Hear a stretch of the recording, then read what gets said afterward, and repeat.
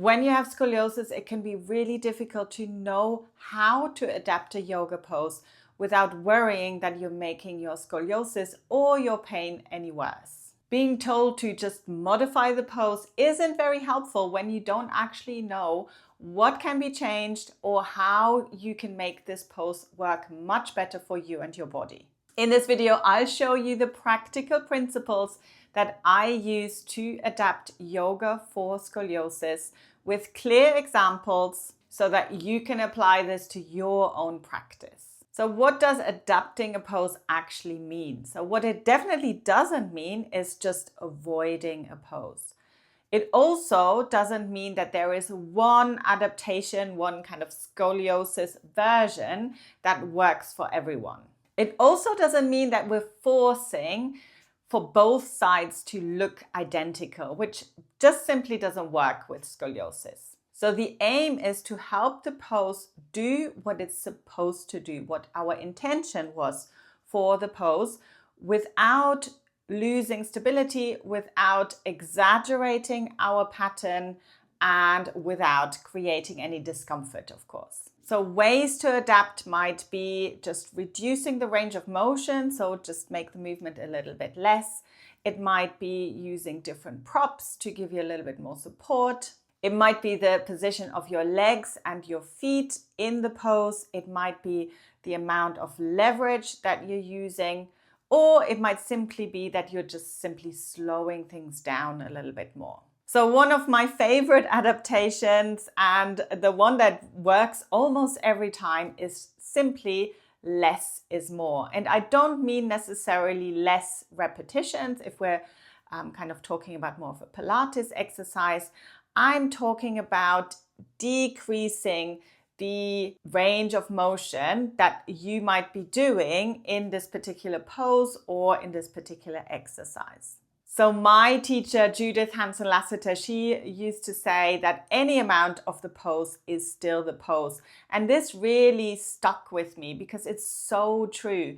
You can absolutely reduce what you're doing and you're still doing the exercise. So how can you do this? This might be shortening your stance, for example, depending on what pose you're doing. It might be simply just doing a little bit less, or just not going as deeply into the pose. And what this might actually give you is, first of all, less compensation. So it might mean that you're not kind of recruiting lots of muscles that are not necessary for this particular exercise. It might mean that you can do the thing with much better control, and you'll probably find that you're breathing better and that everything just feels a lot more comfortable. So this is particularly important for anyone out there who's very flexible or hypermobile, because sometimes you do not know your limit or you don't really feel what your limit is. So it's really, really important to reduce that range to create a lot more stability. Another way to adapt your pose, your yoga pose or Pilates exercise, might be using some props. And using props doesn't mean that you're kind of taking a step back or that you're making things easier. No, you're simply adapting for your body and what exactly it needs. So that might be, for example, in yoga, it might be using a chair, for example. There are many, many poses where a chair can be super, super useful to just give us a lot more space and integrity in our poses. So triangle pose is definitely one of those where we benefit using some props and also kind of evaluating how we're doing things from one side to the other. So let's take our triangle pose as an example, and I'm going to take my curve as an example, which is a left lumbar and right thoracic curve. So if I do my triangle pose the normal way and I go towards the right side, you will see I am actually bending now fully into my left lumbar curve here. So you can see that right side collapsing. And then when I go over to the left side, I'm actually getting some more space here. So this is quite nice, but I might be collapsing into that thoracic side, especially if I'm trying to bring my hand down as much as possible. So I'm going to adapt this for my specific curve. So for example, I'm going to the right first, and what I want to do is respect this space here on the right side. So I'm actually going to use a block underneath the foot. So what this helps me with, it's just kind of helping me to drop this hip a little bit more as I flex the foot. And you can probably see how this is giving me a lot more space here on that side. So I would not be able to go any further than this without kind of collapsing into this. So this is probably where I would stay. I could also, especially if I was hanging out in this pose a little bit longer, I would actually use my chair on top of that. So bringing my foot onto the block, and then I probably just rest my hand on the seat of the chair. And then I can also evaluate if I'm maybe turning my palm out a little bit more to open up that space here at the front of the shoulder. And then I can decide what to do with the top arm. I'll probably just lift it up over the head that way. And that would be my triangle pose on the right side. So on the left side, this would be a different situation now. So here, I don't necessarily need more space in my waist, so I'm not going to use the block here on this side because I quite like this opening here. However, I would quite like to have a little bit of space here in the thoracic. So I could actually bring my hand, my left hand, onto the back of the chair just to create a little bit more space in that area without overstretching here. And then again, I can decide what to do with that top arm. I could probably just reach it up towards the ceiling. I could also do the Schroth arm. I call this the Schroth arm from Schroth therapy, where you just kind of rest the fingertips on the shoulder and think about reaching the elbow up towards the ceiling. So sometimes the problem with a pose or exercise actually starts before the movement has even started. So we might want to look at the way that we're kind of setting ourselves up in the first place in the position. So let's look at our forward bend as an example for this. So if your teacher tells you you're sitting with your legs out, and then you're already starting to sink into your lower back here because maybe your legs are really tight, or you're just finding it very difficult to sit up nice and tall, then of course, if you're then told to forward bend, you're probably going to be doing something like this, where you're just kind of rounding into the upper back.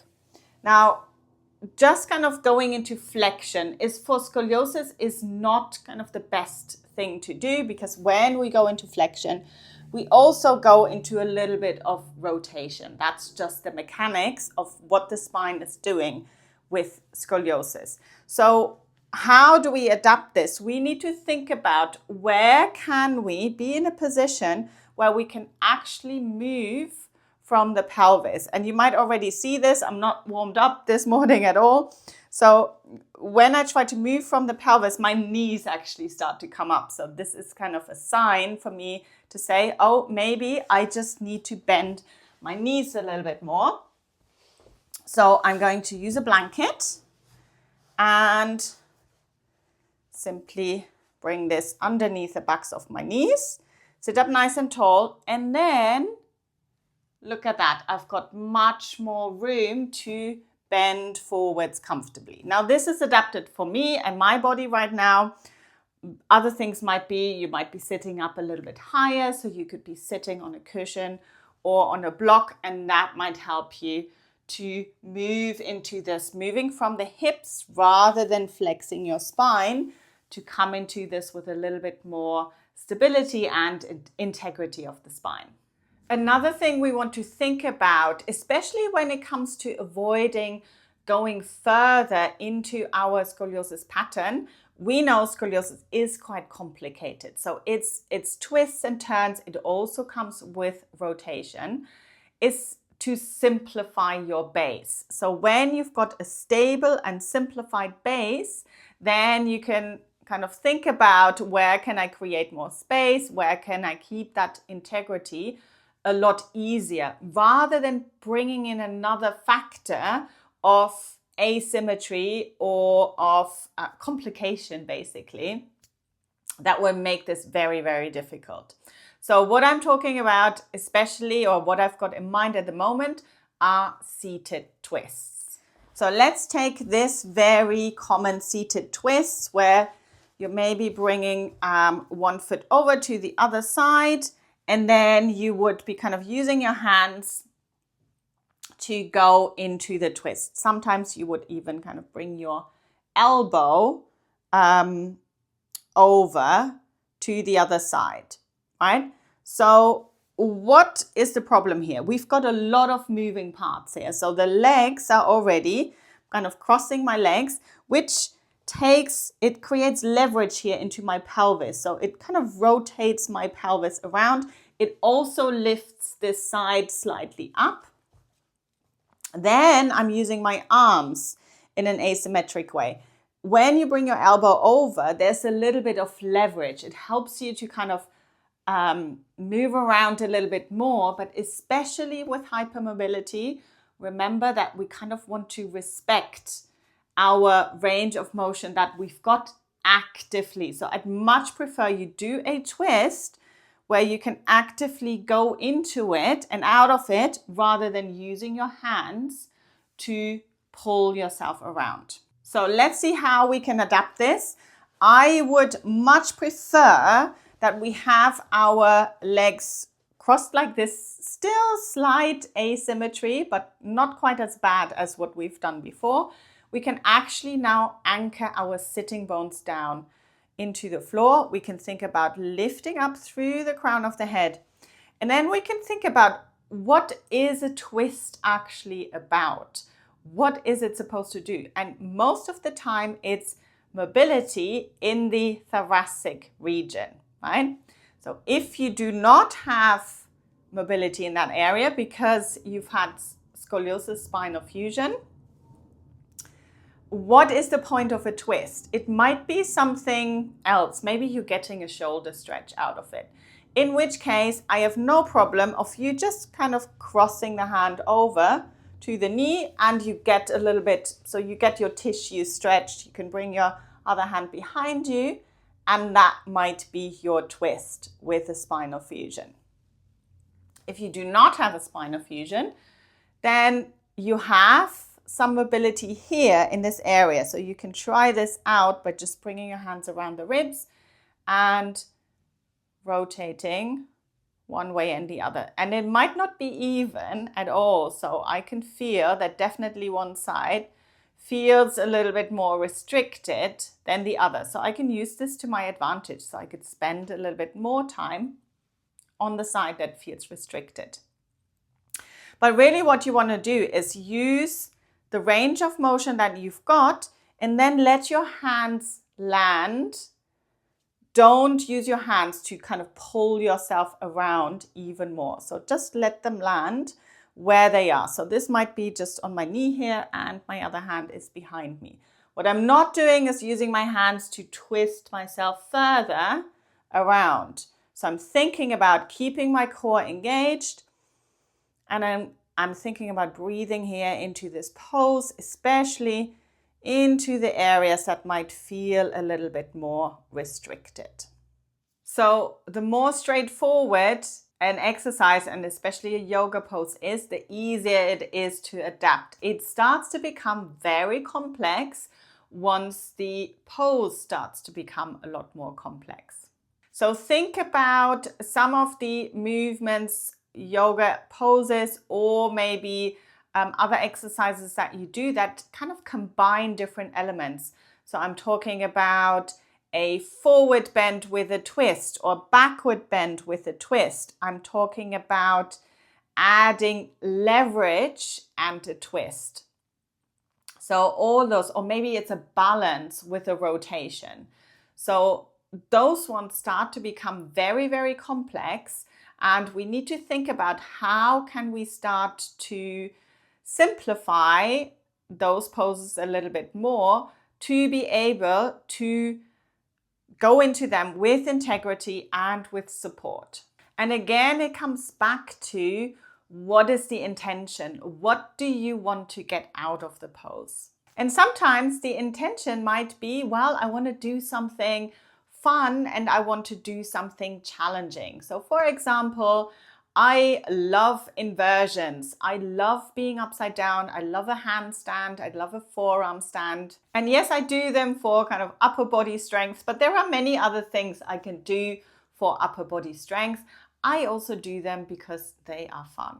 And if you find that you kind of found a pose that is challenging and that fills you with kind of a sense of achievement if you master it, then absolutely go for it. But think about what is it actually that you're trying to get out of it. And if it is for therapeutic reasons, that you want to avoid pain, that you want to make sure that your scoliosis doesn't get worse, you might have to rethink some of these kind of more challenging and more complex poses. And how do you actually know that an adaptation has worked? Well, it absolutely feels better.